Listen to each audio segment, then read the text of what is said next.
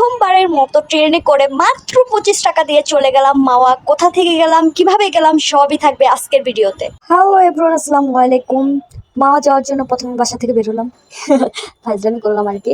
মাওয়া যাওয়ার জন্য প্রথমেই আমরা, যেহেতু আমাদের বাড়ি পুরান ঢাকা টিপু সুলতান রোড, সেহেতু এখান থেকে আমাদের গ্যান্ডারি স্টেশন সামনে।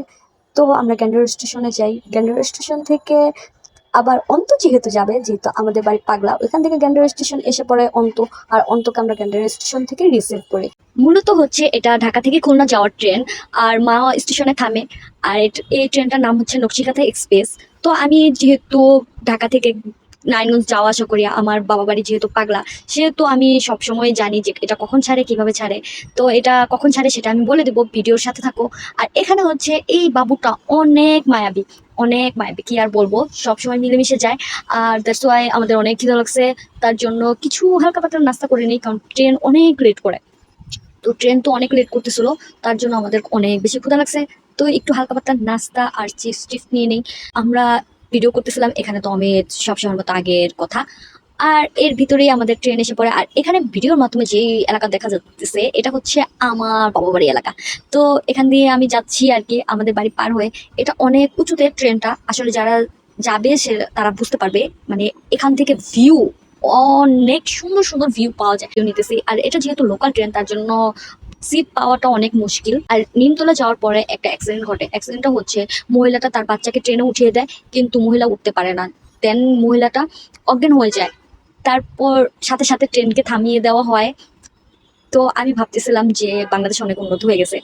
তারপর এই অত কিছু পার হওয়ার পরে আমরা আধা ঘন্টার ভিতরে চলে যাই মাওয়া স্টেশনে। তো মাওয়া স্টেশন যাওয়ার পর তো উফ, আমাদের যা লাগছে রিল্যাক্স, মানে কোনো ঝামেলা ছাড়া, বাসের ঝামেলা, কোনো রকম ঝামেলা ছাড়া আমরা মাওয়া স্টেশনে চলে যাই। তো মা স্টেশনে যেয়ে আমরা একটু ছবি টবি তুলি, ভিডিও করি। এখানে মা স্টেশন থেকে রাস্তা পার হওয়ার জন্য আমাদের আন্ডারগ্রাউন্ডের রাস্তা দিয়ে পার হতে হয়। আর এই জিনিসটা আমার কাছে খুবই ভালো লাগছে, যে নতুন কিছু আর কি, আমাদের দেশে অনেক সুন্দর রাস্তা বানানো হয়েছে আন্ডারগ্রাউন্ড দিয়ে। আমরা পার হই, দেন রোডে আসি। এখান থেকে অটো পাওয়া যায় আর কি। তো এখানে অটোটা অনেক দাম নিচ্ছিল, দুটো অটোই ছিল, আর দুটো অটো অনেক দাম চাইতেছিল। তার জন্য আমরা একটু হাঁটি, আর হেঁটে একটা অটো পাই। অ্যান্ড এখানে অটো ভাড়াটা নিতেছিল, যেহেতু আমরা একটু হেঁটে নিছি, তার জন্য আমাদের থেকে 70 টাকা নিছে। আর যদি স্টেশন থেকে নেওয়া হয় তাহলে 100 টাকা নিবে মেবি। তো ওইখান থেকে আমরা চলে যাই মাওয়া ঘাটে, মেন ঘাটে। তো মেন ঘাটে এসেই দেখি অনেক রোদ, ঠাডা পড়া রোদ, কি আর বলবো। তো আর আমাদের অনেক ক্ষুধা লাগছে। তো ক্ষুধা লাগার কারণে আমরা ঘুরতেছিলাম না, তো আমরা সবাই বলতেছিলাম আগে খাওয়া দাওয়া করি তারপর ঘুরবো। তারপর চলে যাই খাওয়া দাওয়া করার জন্য। খাওয়া দাওয়া করতে এসে প্রথমে মাছ কিনি।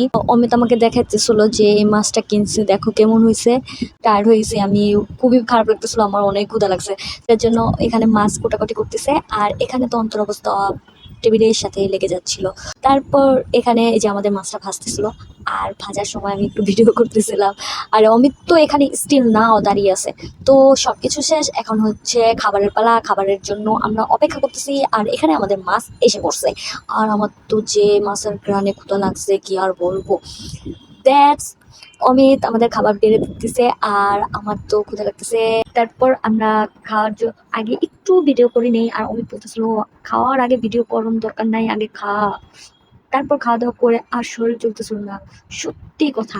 মানে মন চাইতেছিল একটু ঘুম দেই। তারপর নদীর পাড়ে এসে একটু বসি, পদ্মার পাড়ে। তারপর বসে বসে সেখানে শুনতেছিলাম রাসেল ভাইপারের গল্প।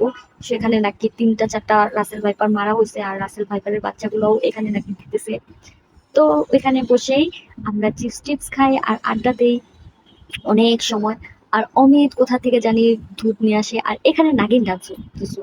আর নাগিন ডান্সের একটু ভিডিও করলাম, নাগিন ডান্সও দেখলাম। দেখে এখানে আশা বললাম, কারণ প্রায় সন্ধ্যা হয়ে গেছে। তারপর আমরা রওনা দিয়ে দিই, আর এখানে আমরা অটো রিজার্ভ নিয়ে সোজা কোথায় কদমতলি এসে পড়ি। আরেকটা কথা হচ্ছে, যেটা তোমাদের বলতেছিলাম, যে ট্রেন কখন ছাড়ে। ট্রেন হচ্ছে গ্যান্ডারা স্টেশন থেকে 11টা 47 মিনিটে ছাড়ে। তো ওই ট্রেনটাতেই আমরা আসি, আর দিনের ভিতরে একটা ট্রেনই ছাড়ে। তো ওই ট্রেনটাতে আসছি। তো এটাই জানিয়ে দিলাম, তোমরা যদি যেতে চাও যেতে পারো। তো আজকের জন্য এতটুকুই, আল্লাহ হাফেজ।